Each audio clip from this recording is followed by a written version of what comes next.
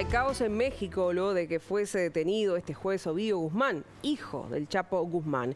Es considerado el jefe de los menores, una facción del cártel de Sinaloa fundado hace 4 décadas por el Chapo. Las autoridades estadounidenses lo requieren bajo cargos de distribuir cocaína, metanfetamina y marihuana en ese país.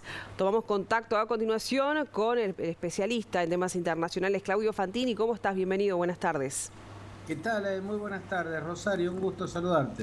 Como siempre, nuestro gusto es recibirte a ti, Claudio, para preguntarte en primera instancia qué significa en términos políticos la detención del hijo del Chapo Guzmán.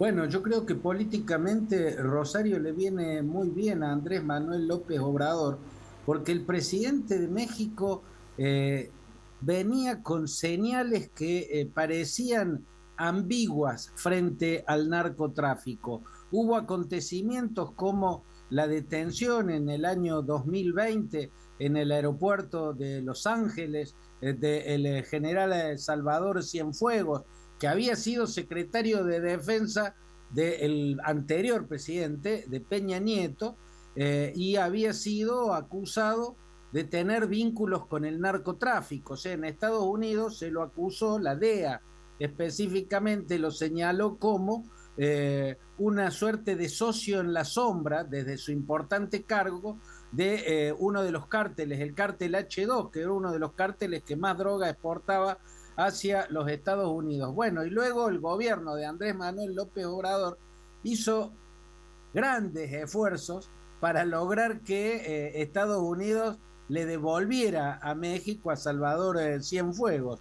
Ahí hubo sectores de la sociedad mexicana, incluso sectores en el mundo, que miraron con alguna sospecha a Andrés Manuel López Obrador por el empeño que puso en recuperar a un militar acusado de vínculos con el narcotráfico, aunque había sido funcionario de Peña Nieto. Después hubo otro hecho, que fue un abrazo que le dio a la madre del Chapo Guzmán, el capo del cártel de Sinaloa, que también llamó mucho la atención y dejó sensaciones de sospecha de que era un presidente que por lo menos no tenía ninguna disposición a combatir el narcotráfico, lo cual también se deducía de una frase que él repetía, porque con la apariencia de que le parecía muy ingeniosa, decía que vamos a contestar a los balazos con abrazos.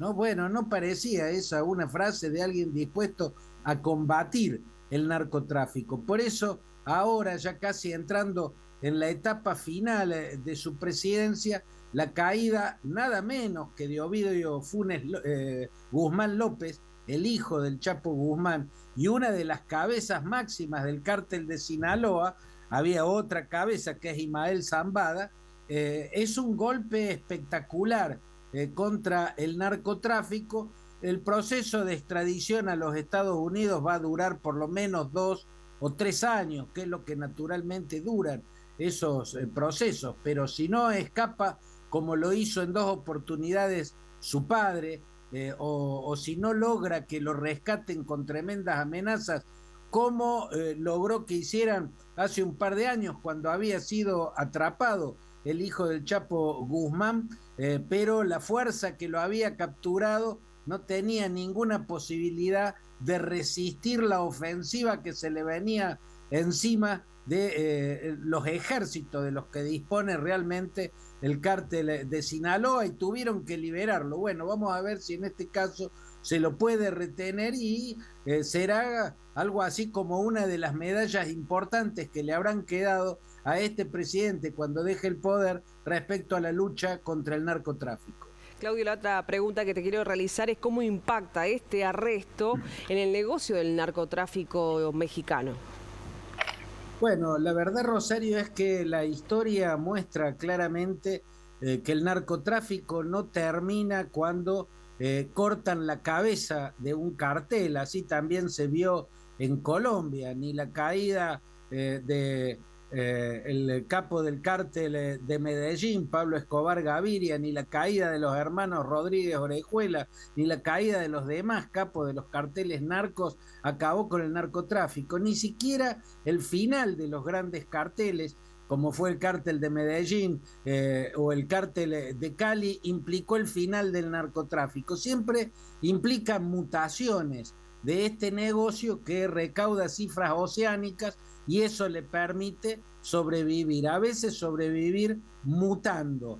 En el caso de México hemos visto caer muchas cabezas importantes del narcotráfico, hemos visto estar a la defensiva o en retroceso a cárteles muy poderosos como el de los Beltrán Leiva, el cártel de los Zetas, de los hermanos Treviño, el cártel del Golfo, el cártel de Tijuana, de los hermanos Arellano Félix, bueno, el mismo cártel de Sinaloa, y sin embargo nunca desaparecen, cortan una cabeza y automáticamente le aparece otra cabeza, y si en algún momento deja de existir ese cártel, lo que hace es mutar, transformarse en otro cártel. Lo que está mostrando el caso de México es lo que ya había mostrado sobre finales del siglo XX Colombia. El narcotráfico llega a tener un poder de fuego gigantesco y a eso se lo ha visto en esta batalla para capturar a Guzmán hijo.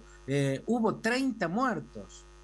Una batalla, como las batallas en las guerras, con armamento utilizado en las guerras. El narcotráfico dispone de verdaderos ejércitos y tiene un poder de fuego para desafiar al Estado. No obstante, por el momento, lo que está viviendo México es una batalla ganada por el Estado al narcotráfico y a uno de sus cárteles más importantes, el de Sinaloa.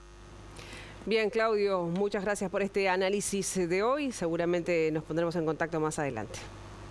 Un abrazo, Rosario, hasta cualquier momento. Que pases muy bien.